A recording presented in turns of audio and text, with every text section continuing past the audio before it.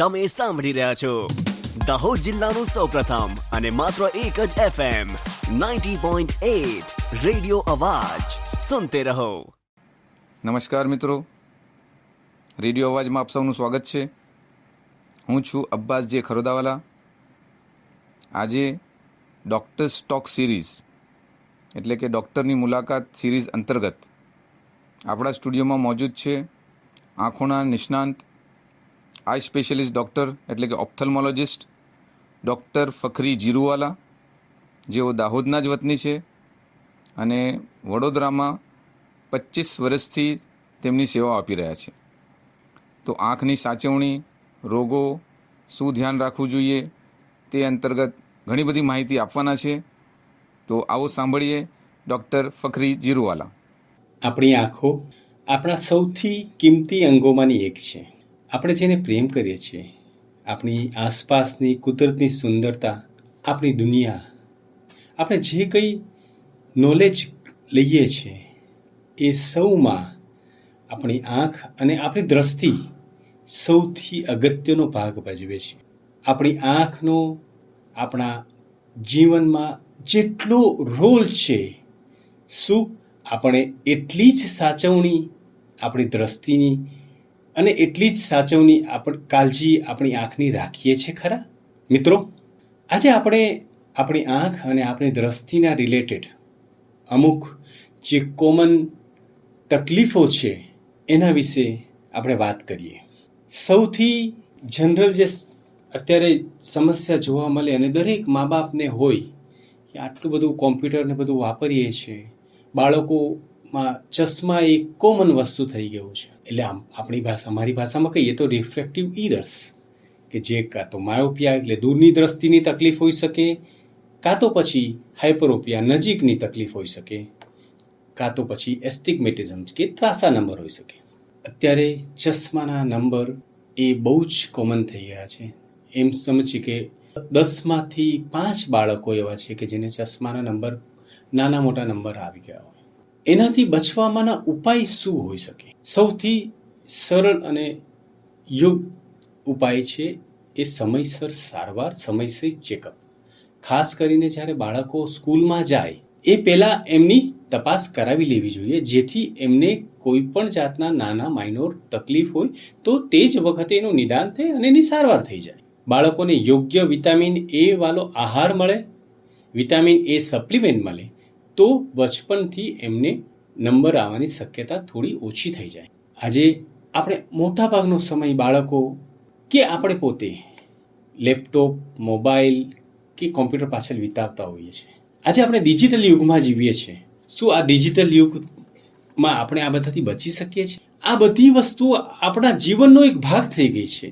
આપણે એનાથી બચી નથી શકતા. એ વાપરવું જરૂરી છે, પણ કેવી રીતે વાપરવું અને એની એની યોગ્ય સંભાળ રાખવી જેથી એનાથી થતા નુકસાનથી આપણે બચી શકીએ એ જોવું જરૂરી છે.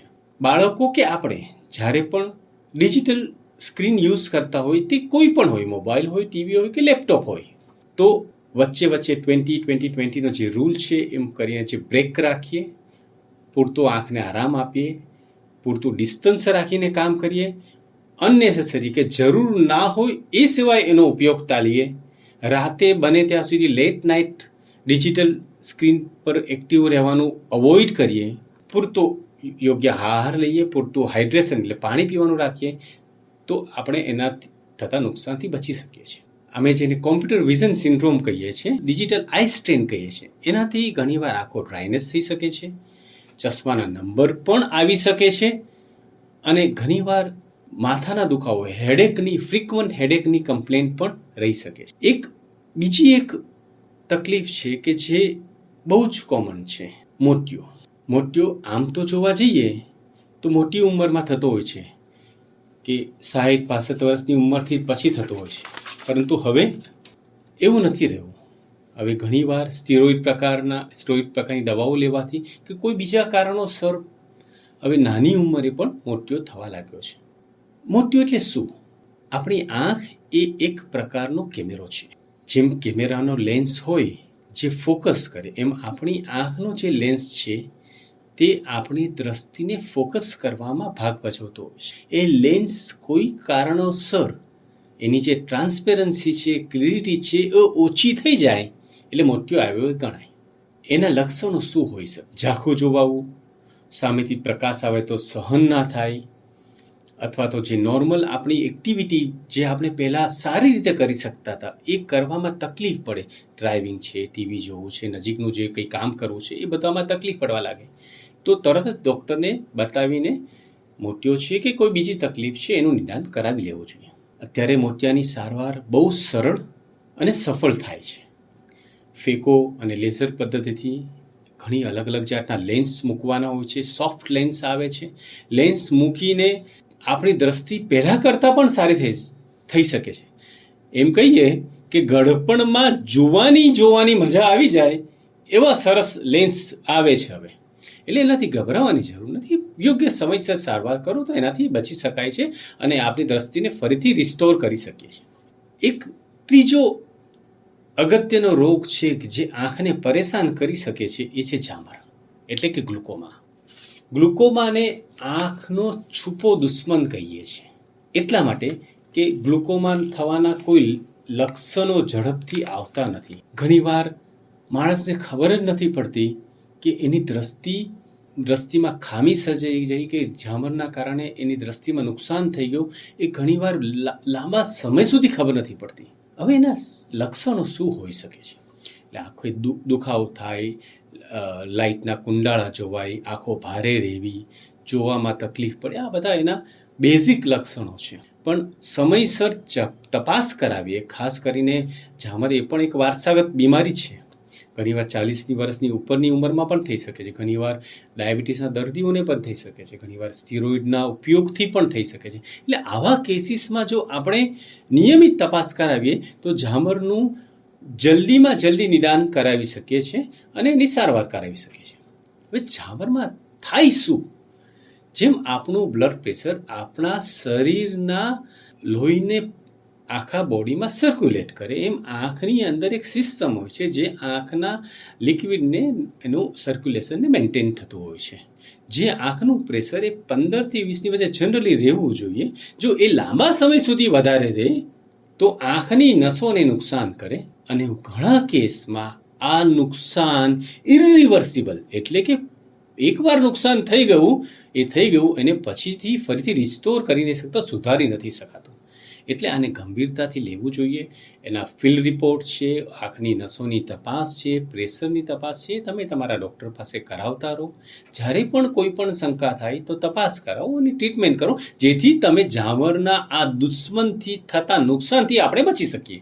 હવે એક જે સમાજમાં બહુ જ કોમન છે, ખાસ કરીને આપણા ગુજરાતીઓમાં, અને હમણાં તો તહેવારના સમયમાં આપણે સુગર પર કંટ્રોલ ના રહે, એટલે કે ડાયાબિટીસના કારણે જેમ શરીરના બીજા બધા અંગોને નુકસાન થાય છે એમ આંખમાં પણ ડાયાબિટીસમાં એટલે કે સુગરના લેવલ વધઘટ થવાથી કાં તો લાંબા સમય સુધી સુગર વધારે રહેવાથી અનકન્ટ્રોલ ડાયાબિટીસના કારણે આંખની પડદા ઉપર નુકસાન થઈ શકે છે, મોતિયો પણ થઈ શકે છે અને ડાયાબિટીસના દર્દીને ઝામર થવાની શક્યતા પણ વધારે રહે છે. એટલે ડાયાબિટીસ એ બધા રોગોનું ઘર છે એમ ગણાય.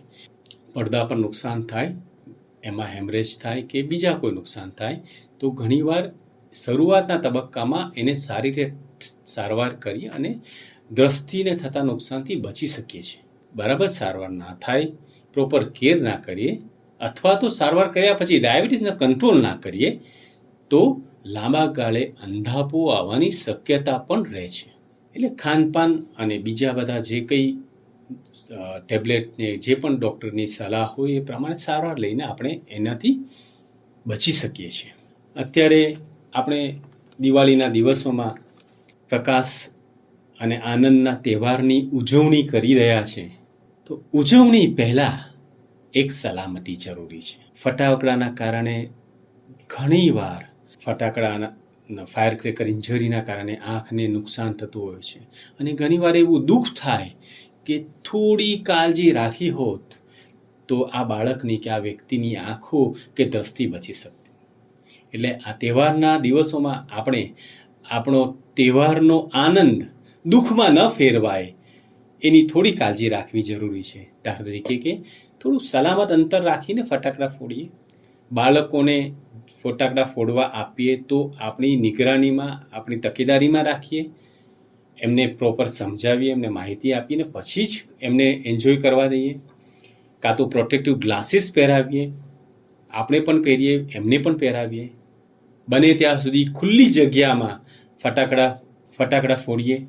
અને ગમે ત્યારે પણ કંઈ પણ આવી ઇન્જરી થાય કે નાનું મોટું કંઈ ફાયર ક્રેકરનું ઇન્જરી થાય તો તાત્કાલિક એની સારવાર લઈએ, જેથી આના કારણે આપણી આંખને નુકસાન ના થાય. આ તહેવાર, પ્રકાશનો તહેવાર આપણે ખુશાલી અને સલામતી સાથે ઉજવીએ. આજે સૌને હું દિવાળીની નવા વર્ષની શુભેચ્છાએ પાઠવું છું. ખાસ કરીને રેડિયો અવાજ અને ડૉક્ટર ઈસુભીભાઈનો આભાર વ્યક્ત કરું છું. અને એક ખાસ વસ્તુ, કારણ કે આપણી દ્રષ્ટિ છે તો જ આપણે આપણી સૃષ્ટિનો આનંદ માણી શકીશું. એટલે આપણી દ્રષ્ટિ અને આપણી આંખોની કાળજી રાખીએ તો જિંદગી પર્યંત આપણે આપણી આંખોનો અને આપણી દ્રષ્ટિનો ઉપયોગ કરી શકીશું.